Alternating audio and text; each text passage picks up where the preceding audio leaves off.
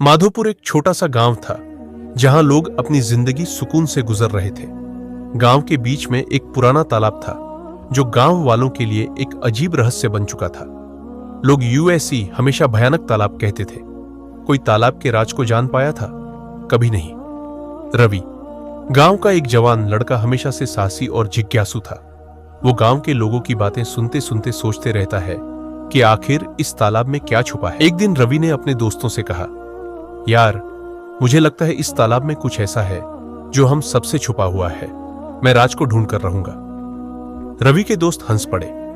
अरे भाई, ये सब कहानियां होती हैं, चल छोड़ो इन बातों को। पर रवि का जज्बा कुछ और ही था। वो अपने मन में तय कर चुका था कि रात को वो तालाब के पास जाएगा और अपनी आंखों से सच्चाई देखेगा। रात को माधोपुर बिल्कुल खामोश हो जाता था। चांदनी की हल्के से रोशनी में तालाब का पानी हल्की सी चमक रहा था।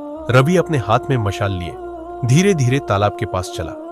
उसने देखा कि तालाब के किनारे कुछ अजीब सी रोशनियां हैं, जैसे पानी के नीचे कोई चीज चमक रही हो।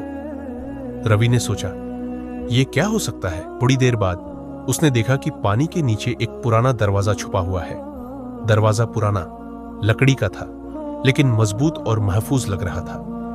रवि ने अपनी हिम्मत जुटाई और दरवाजा खोल दिया। अंदर एक गहरा सुरंग था जो तालाब के नीचे जमीन के अंदर जा रहा था। रवि ने सोचा, यह सुरंग ही तो हो सकती है उस राज की चाबी। वो सुरंग में घुसा और थोड़ी देर चलने के बाद उसने एक पुरानी चिट्ठी देखी जो धूल मिट्टी में थोड़ी फटी हुई थी। चिट्ठी पर लिखा था, जो इस राज को खोलेगा उसकी जिंदगी कभी पहले जैसी नहीं रहेगी। रवि का दिल तेज तेज धड़कने लगा। उसने चिट्ठी संभली और सुरंग के आगे बढ़ने लगा। सुरंग के आखिर में एक कमरा था जहां पुरानी डायरियों, अनमोल रतन और कुछ ऐसे कागज थे जो गांव के इतिहास से जुड़ा था।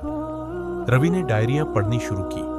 उन्होंने लिखा था कि गांव के पुरखे इस खजाने को छुपा कर रखे थे ताकि ये कभी गलत हाथों में न जाए। लेकिन इस खजाने को छुपाने के बाद कुछ लोगों ने इसे चुराने की कोशिश भी की। रवि को पता चला कि शहर से कुछ लोग ऐसे हैं जो ये खजाना छुपाना चाहते हैं ताकि गांव पीछे ही रहे। रवि ने अपने दोस्तों को बताया।